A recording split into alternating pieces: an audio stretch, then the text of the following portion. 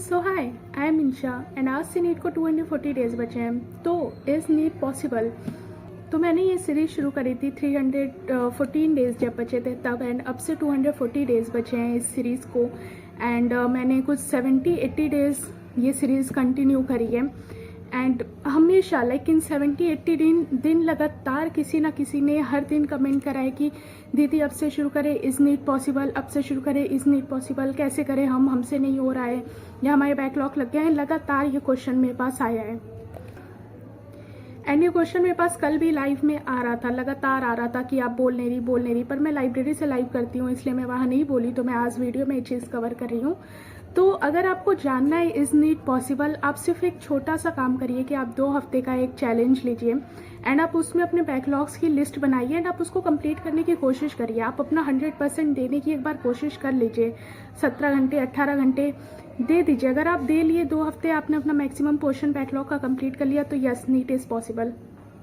तो एक बार आप अपना 100% दे दीजिए एंड आप खुद से समझ जाइए कि आपके लिए नीट बना है या नहीं बना है। क्योंकि मैं कर सकती हूँ, कोई और इंसान कर सकता है, लेकिन आपको कैसे पता कि आप कर सकते हैं या नहीं कर सकते, या मुझे कैसे पता चला कि मैं कोशिश कर सकती हूँ या नहीं कर सकती हूँ। मैंने भी तो कुछ टाइम दिया है ना, मैंने 70-80 दिन दे दिया है। मुझे पता है मैं कोशिश कर रही हूँ एंड मैं एंड तक कोशिश कर सकती हूँ।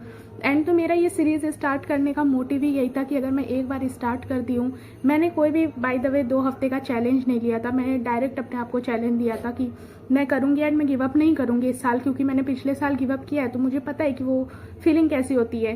तो इसलिए मुझे वो फीलिंग दोबारा नहीं लेनी थी, इसलिए मैं लगातार कर रही हूँ एंड मैं एंड तक करूँगी। मुझे एंड रिजल्ट से कोई फ़र्क नहीं पड़ता। तो आपको भी नहीं पड़ना चाहिए कि अब से शुरू करेंगे तो निकलेगा कि नहीं निकलेगा। आप एक बार शुरू तो करिए, आप एक बार एंड तक अपना दीजिए, तो वो जो सेटिस्फैक्शन मिलेगी ना, वो लेवल इतना ऊपर होगा कि आपको रिजल्ट के लिए 1 सेकेंड के लिए कोई इतना फ़र्क नहीं पड़ेगा। तो पहले आप अपना देना शुरू करिए, एंड रिजल्ट आपकी मेहनत कभी ना कभी आपके पास लौट के आएगी। ये सोचिए एंड स्टार्ट करिए, क्योंकि अब टाइम नहीं है। अब आज से 240 डेज बचे हैं, कुछ दिन बाद ये 200 डेज होंगे, फिर 140 डेज होंगे, 100 होंगे, 40 डेज होंगे एंड एक दिन नीट आ जाएगा। तो अब टाइम बिल्कुल नहीं है। अगर आप ध्यान से सोचें एंड देखें तो 365 डेज होते हैं, अब 240 डेज बचे हैं। आई गेस आप लोग खुद समझदार हैं कि आप लोगों को क्या करना चाहिए अपनी लाइफ में। बाकी स्टार्ट करते हैं कि मेरा पूरा दिन कैसा गया। तो कल रात से पहले हम स्टार्ट करते हैं कि कल रात कैसी गई एक्चुअली। तो लाइव तो मैंने दिन में ही कर ली थी। तो मैं रात में आई, मम्मी पापा से आराम से बात करी, छत वत पे टहली, बहुत अच्छी बारिश हुई, उसको एंजॉय करी। फिर मैं नीचे आई जब, तो मैंने खाना खोला, बट सब्जी और देख के मुझे ऐसा लगा कि नहीं, अभी खाना नहीं खाते हैं, क्योंकि मुझे टेस्ट भी देना था। तो मैंने खाना नहीं खाया एंड मैं टेस्ट देने लगी। एंड फिर मैंने रियल टेस्ट दिया। रियल टेस्ट 24 अगस्त कुछ को हो गया था, लेकिन मैंने कल दिया है रियल टेस्ट। तो उसका सिलेबस क्या था मैं पहले ये बता देती हूँ। तो उसमें फिजिक्स का जो सिलेबस था वो था basic, unit and motion straight, motion in a plane और लॉज ऑफ मोशन। इतना था फिजिक्स का सिलेबस, जिसमें से मेरा बेसिक और यूनिट वाला तैयार था, बाकी सब मेरा नहीं तैयार था। मैंने मोशन स्ट्रेट का सिर्फ लेक्चर्स लगाया है, बट मेरा तैयार नहीं है वो चैप्टर। एंड केमिस्ट्री का सिलेबस था। केमिस्ट्री का सिलेबस बाय द वे बहुत ज़्यादा था, क्योंकि फिजिकल केमिस्ट्री पूरी कंप्लीट हो गई है PW में, बट मैंने नहीं करी है। मैं केमिस्ट्री के लिए ऑफलाइन क्लासेस जाने लगी हूँ, तो वहाँ पे तो इनऑर्गेनिक अभी मैक्सिमम पार्ट में चल रही है एंड फिजिकल के 4 ही चैप्टर हुए थे, जिसमें से मेरे लाइक टेस्ट में जो आने वाले थे, पहले मैं वो बता देती हूँ।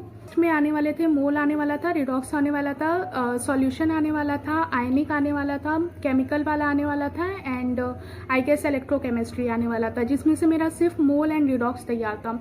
इतने चैप्टर्स आ रहे थे एंड मेरा सिर्फ मोल एंड रिडॉक्स तैयार था, वो भी कोई खास तैयार नहीं था। उसका PYQ और मैंने कुछ नहीं लगाया है, सिर्फ मैंने थ्योरी पढ़ी थी, NCERT वाले क्वेश्चन तक करी थी, वो भी क्या ही करी थी, थोड़ा बहुत बस करी थी। तो उसी बेसिस पे मैंने दे दिया टेस्ट, क्योंकि मुझे आज देना था टेस्ट। बाकी बायो के बॉटनी का सिलेबस था cell, cell cycle, living, biological and plant, जिसमें से मेरा पढ़ा था सारा, प्लांट वाला नहीं पढ़ा था।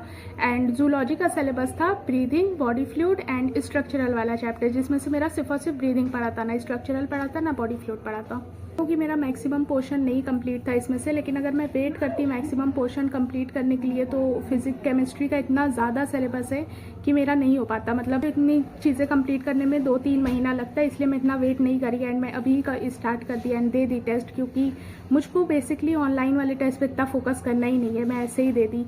तो मेरे जो नंबर बने मैं वो बता देती हूँ।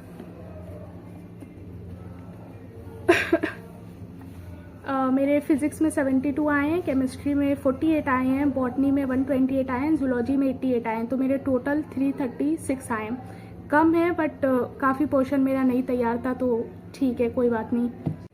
बाकी फिर टेस्ट देने के बाद मैंने अपना टिफ़िन और करा, और फिर उसके बाद का तो आप लोगों को पता ही है, मैं दोबारा रिपीट नहीं करना चाहती, ना मैं उस बारे में बात करना चाहती हूँ। तो खैर मैंने वही टिफ़िन करा अपना।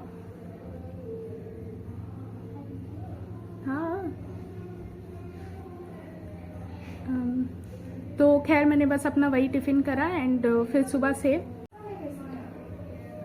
तो रात में मैं 3:30-4 बजे कुछ सोई एंड सुबह मैं 10:30 बजे उठ के लाइब्रेरी गई एंड लाइब्रेरी जाके मैंने पूरे दिन सिर्फ एक्सक्रीटरी वाला चैप्टर पढ़ा एंड फिर लंच करने मैं रूम पे आई थी, तो रूम पे लाइट नहीं थी, इसीलिए मैं बिना वीडियो शूट करे वापस लाइब्रेरी चली गई थी एंड फिर लाइब्रेरी में भी थोड़ी देर बाद लाइट चली गई थी।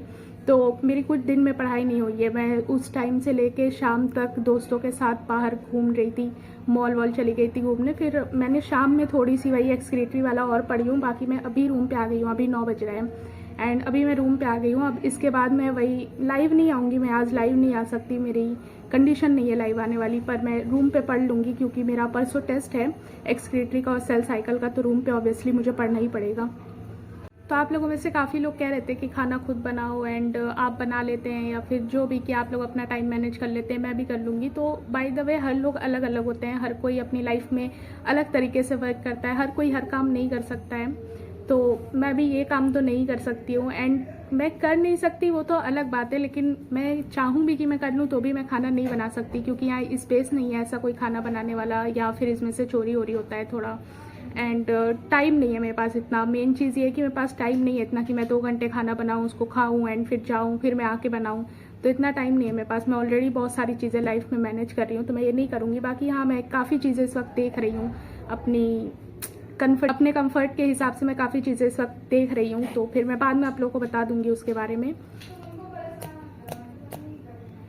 And thank you so much इतनी केयर दिखाने के लिए एंड आप लोगों का जितने भी सजेशंस है मैं सब कुछ लूँगी एंड मैं चीज़ें चेंज करूँगी। So yeah that is it for this video. Thank you so much for watching. Bye.